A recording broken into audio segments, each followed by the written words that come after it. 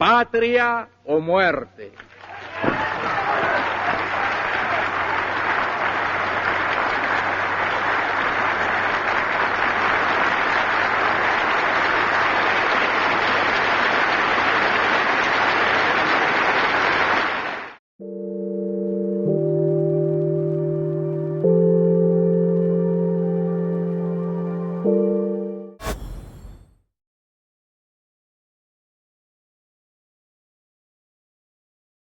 Episode 8, The Unthinkable Proposal.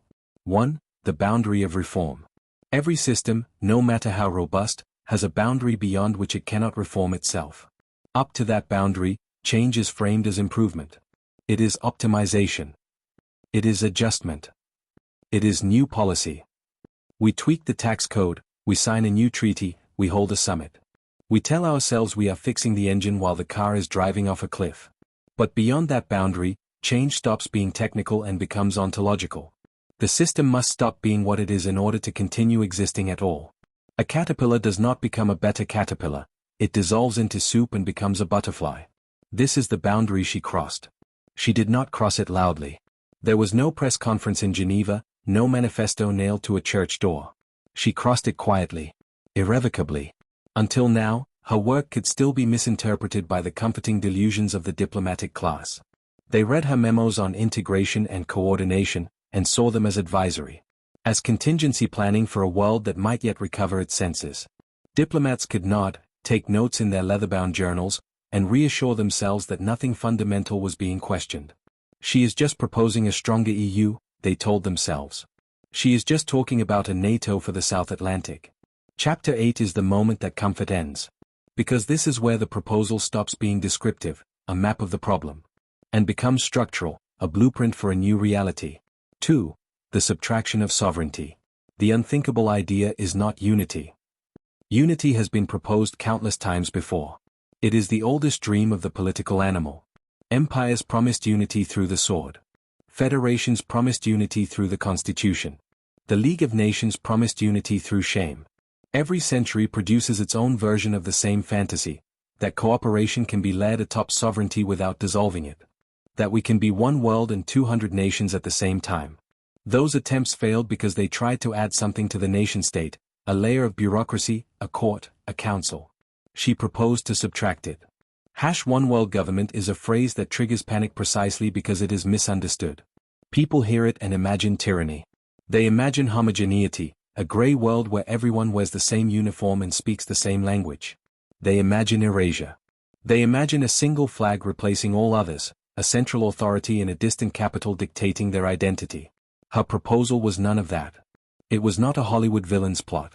It was colder. It was more technical. And it was infinitely more dangerous to the established order. She proposed that sovereignty be treated as a deprecated protocol. Not abolished overnight. You cannot delete a nation like a file. Not denounced. You cannot outlaw patriotism. But phased out where it no longer scaled. In her framework, sovereignty is not sacred. It is not a gift from God or a blood right. It is a technology. And like all technologies, like the steam engine, like the telegraph, like the musket, it has a performance envelope. The nation-state performed brilliantly from the 17th to the 20th century. It took tribal chaos and organized it. It enabled mass mobilization, legal equality, industrial coordination, and democratic representation at a scale the Greeks could never have imagined. It built the modern world. But it was never designed for the 21st century. It was never designed for planetary supply chains that make national economy a fiction. Instantaneous communication that dissolves borders faster than guards can patrol them. Transcontinental populations moving in the millions. Existential externalities, climate collapse, nuclear winter, runaway AI, that do not respect passport control. Imperial actors who use the concept of sovereignty as a shield to hide their crimes. Its failure mode is fragmentation. And fragmentation, in a world of nuclear weapons and dying oceans, is lethal. 3. The three premises. This is the first premise of the unthinkable proposal. Survival now requires governance at civilizational scale. Not alliance. Alliances break. Not coordination. Coordination is too slow. Governance. Binding, enforceable, universal governance. The second premise is even more radical, and it strikes at the heart of Western vanity. Governance at that scale cannot be representative. Representation introduces delay, distortion, and elite capture. It was tolerable when information moved at the speed of a horse. It was manageable when feedback loops took years. It becomes catastrophic when decisions propagate globally in seconds. This is where she introduces the concept that ends many careers instantly. The concept that makes the liberal Democrats in the room choke on their water. Direct digital democracy as infrastructure, not ideology. Not voting every 4 years for a savior in a suit. Not referenda on symbolic issues like flag designs. Continuous participation. Led decision rights based on competence, not wealth. Transparent algorithms that execute the public will without interpretation. Auditable outcomes. Citizens do not elect rulers. They authorize processes. Digital democracy here is not a Silicon Valley fantasy of likes and upvotes. It is closer to air traffic control than to Facebook. It is highly regulated. Boring by design. Resistant to charisma. Politics becomes procedural. Identity becomes irrelevant to authority. The system does not ask who you are, black, white, gay, straight, Christian, Muslim. It asks what you can verify. This is why the proposal horrifies existing elites. It eliminates them. Not violently. There are no guillotines. Functionally. They simply become unnecessary. No presidents. No prime ministers. No lifetime legislators. Only administrators bound by revocable mandates. Power becomes temporary by default. 4. The epistemic baseline. This alone would have been enough to bury the proposal. It alienates every politician on earth. But she went further. She alienated the priests too. Because scale without cohesion collapses inward. You cannot govern a planet of 8 billion people if they live in different realities. Cohesion requires a shared epistemic baseline. A shared agreement on what constitutes truth. This is where religion enters, not as an enemy, but as an incompatibility. She did not argue that religion was false. She didn't care about theology. She argued that religion is non-updatable. A system that must adapt continuously, updating its laws as the climate changes, as technology evolves, cannot tolerate axioms that are immune to revision. You cannot have a voting bloc that says, my holy book says no, and that is final. In small communities, this tension is manageable. In planetary governance, it is fatal. So she proposed something no modern state had dared propose explicitly since the Jacobins. Laicism not as neutrality, but as enforcement. Faith is not banned. You can pray in your home. You can believe in your heart. But it is legally constrained to adulthood. Children are not indoctrinated. They are educated in methods, the scientific method, critical thinking, logic, not metaphysics.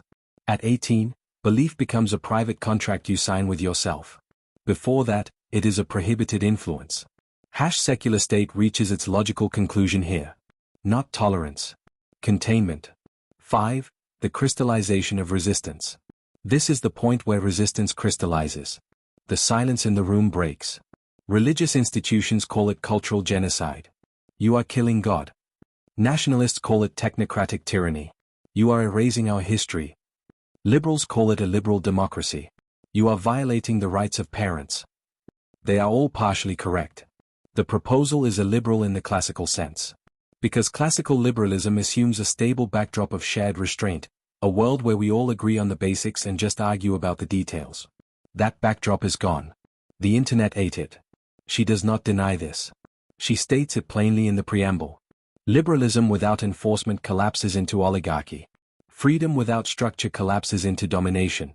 Pluralism without limits collapses into paralysis. This is not ideology. It is systems engineering under existential pressure. 6. The economic stabilizer. The third premise of the unthinkable proposal is economic, and it is the one that finally unites skeptics and enemies alike in a common terror.